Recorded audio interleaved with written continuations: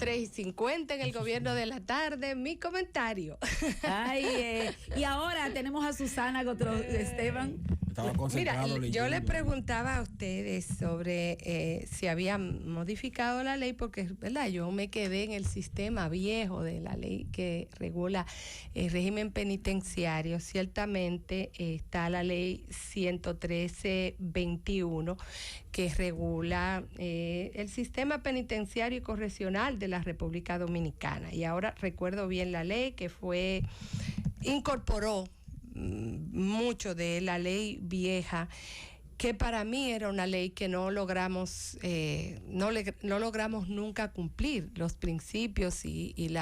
los objetivos que tenía de reinserción y reeducación de los privados de libertad, pero que ciertamente esta ley es más moderna, crea muchas más estructuras sobre las cuales se tiene que cohesionar el tratamiento y la respuesta que tiene que dar el Estado frente a los privados de libertad, como una forma de buscar los fines de la pena y los fines de la privación de libertad, aun sea en condición preventiva. Y me extrañaba tanto ver la cantidad de instituciones y de órganos que tienen que funciones específicas y que están establecidos y determinados en esta nueva ley. Estoy mirando muy por arriba, ciertamente, por eso no me quiero referir a ella, porque me gusta siempre conocer profundamente o intentar conocer profundamente los temas a los que me voy a referir. Ahora, ciertamente lo que pasó el fin de semana es una vergüenza para cualquier ley, hasta para la ley de Trujillo. El hecho de que bajo la excusa de que hay un sistema nuevo y que hay un sistema viejo y que en el sistema viejo no se ha podido implementar los principios, los objetivos de la ley, no es de ninguna manera justificación para el Estado Dominicano para que bajo ningún régimen ni sistema el control de los penados esté en manos de uno de los penados o de varios o de un grupo de penados que puedan tener la posibilidad de tener no solamente armas blancas sino armas de fuego. Cuando yo escuchaba y vi los videos me quedé aterrorizada, porque parece un enfrentamiento de bandas en un país donde hay una parte de un territorio en el cual el Estado no tiene ninguna clase de control y que todavía después de empezado la revuelta y el enfrentamiento, horas después, todavía las autoridades que tienen que regular la cárcel no hayan tenido la posibilidad de controlar la revuelta y ni dar información a los familiares, es también muy preocupante. Y hasta que la administración, señores, no tenga consecuencias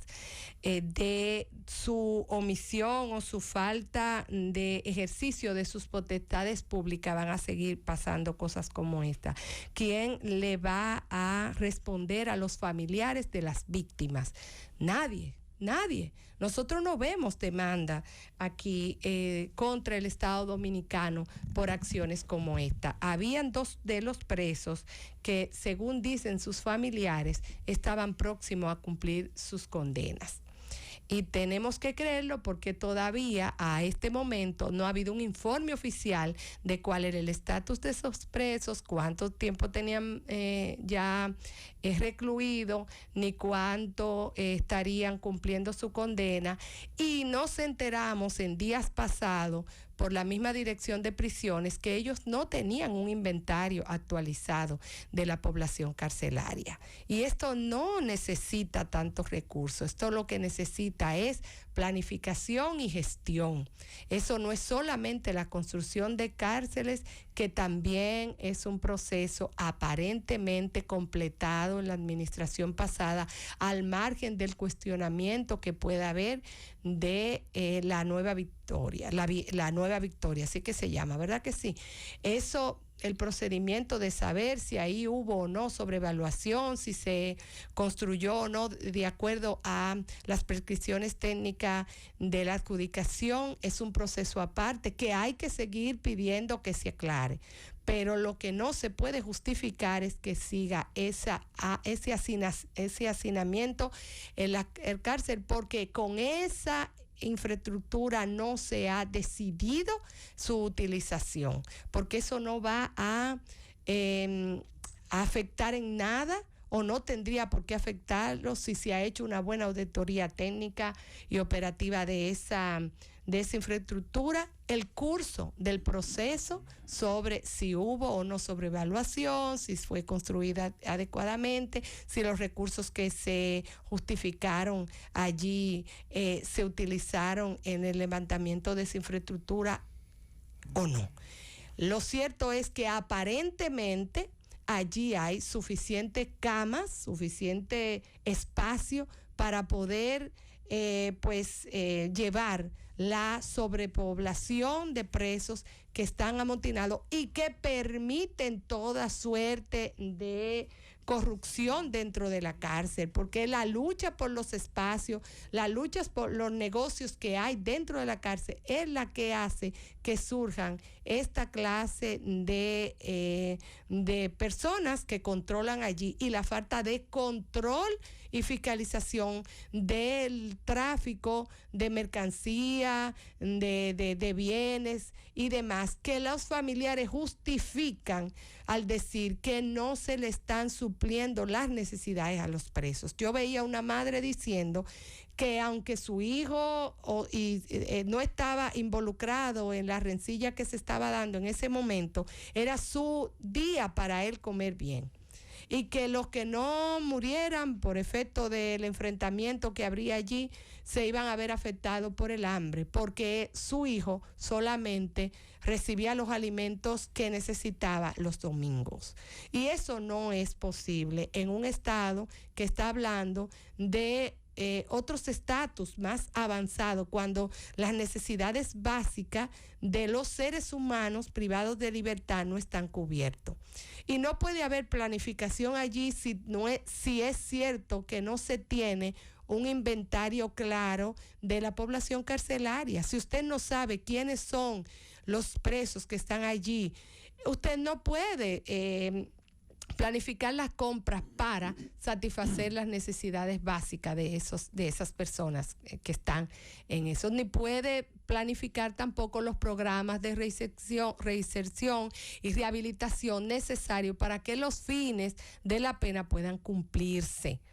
Entonces a esto hay que ponerle atención. Yo sé que cuando pasan este tipo de cosas y los fallecidos son este tipo de personas que ya de por sí están apartadas de la sociedad, no es de gran importancia para la población. Y solamente, en principio, bueno, la gente se indigna y eso, pero solamente a los familiares es a los que los afecta. Y no es así, porque la cárcel es un destino posible de cualquier ciudadano que infringe la ley. Y se supone que en un estado de derecho, estas tienen que estar revestidas de la protección de los derechos fundamentales de los seres humanos, no solamente los ciudadanos, de los seres humanos. Lo que nosotros vimos allí aterra, que hubiese armas de fuego y que con ellas se pudiera acabar con la vida de 3 personas y que haya más de 10 heridos, mal contado, al día de hoy, y que a este momento todavía no sepamos qué decisión se va a tomar con las personas que deben ser responsables por la seguridad de todos, porque con eso se puso en riesgo no solamente a los que resultaron afectados en esa trifulca, sino a todos los otros penados, y obliga a ellos también a ponerse a reunirse en bandas para que otros los protejan, porque ahí se supone que no ejerce la autoridad, valga la redundancia, sino que el control de la vida de ellos, de la seguridad de ellos, del más o menos bienestar de ellos, depende de esas personas que son las que inclusive se dice que tenían las llaves de las diferentes celdas. Entonces creo que es un tema largo y que no se va a resolver con tantas comisiones, con tantos seminarios, con tantos informes que se hacen, cuando en casos como estos, sencillos, rápidamente, entre todas las instituciones, organizaciones, agencias y funcionarios que están envueltos allí y que según la ley tienen responsabilidades, no se ha podido dar ni siquiera un informe preliminar. Por eso se dice que es necesario que al Ministerio Público lo sustraigan de ese tipo de funciones y que hayan organismos verdaderamente independientes y que tengan que ver si no con el negocio, porque no se puede decir negocios, pero sí con los objetivos y las funciones que tiene que ver la administración del régimen carcelario. Por otra parte, quiero decir que nos ha llegado la información de que el Impostón ya inició el pago de la prestación de los empleados desvinculados y que le ha dado respuesta de alguna forma a la Defensoría del Pueblo, que había interpuesto una acción legal para lograr que se atendieran la reclamación de más de 70 ciudadanos que no le habían pagado sus prestaciones laborales, sus prestaciones económicas, y que no se resolviera el tema de la desvinculación irregular de varios servidores adscritos a la carrera administrativa que habían sido separados en violación a la ley que no permitía su desvinculación. La directora general interina del Impostón, que ustedes saben que fue designada por el presidente de la República, Katiuska Báez, pues ha enviado una comisión y dice que a partir del 17 de enero, ya prontamente, hoy es 17 precisamente, se comenzará a desembolsar las prestaciones económicas a 40 exservidores que están allí y que van a empezar en un proceso continuo desde las 10 de la mañana hasta las 12 para culminar el ciclo de pago. Esto se lo debemos sin duda a la acción de la Defensoría Pública, que entendió que debía de interesarse, de intervenir en esta violación a estos servidores públicos y que trató de todas las maneras de ser, dársele la información y que se atendieran estas reclamaciones, y que tuvo que iniciar una acción ante la reticencia y la resistencia del anterior administrador del Impostón. Nosotros entendemos que eso es una buena medida y que el defensor del pueblo también debe de seguir accionando en otras instituciones y ministerios que diariamente, señores, aquí nos llaman de vinculados, de ministerios que están cansados de ir a las oficinas, que le ponen plazo, que han culminado el proceso. Algunos tienen acciones ya en el Ministerio de Administración Pública, algunos han tenido inclusive sentencia y el Ministerio de Administración Pública ha decidido irse a la vía contenciosa para tratar de regatearle el pago de sus prestaciones económicas a gente que ya perdió el trabajo y que además la misma ley establece que usted no puede separar un servidor público sin darle las prestaciones que le corresponden, que por cierto en el sector público son las mínimas.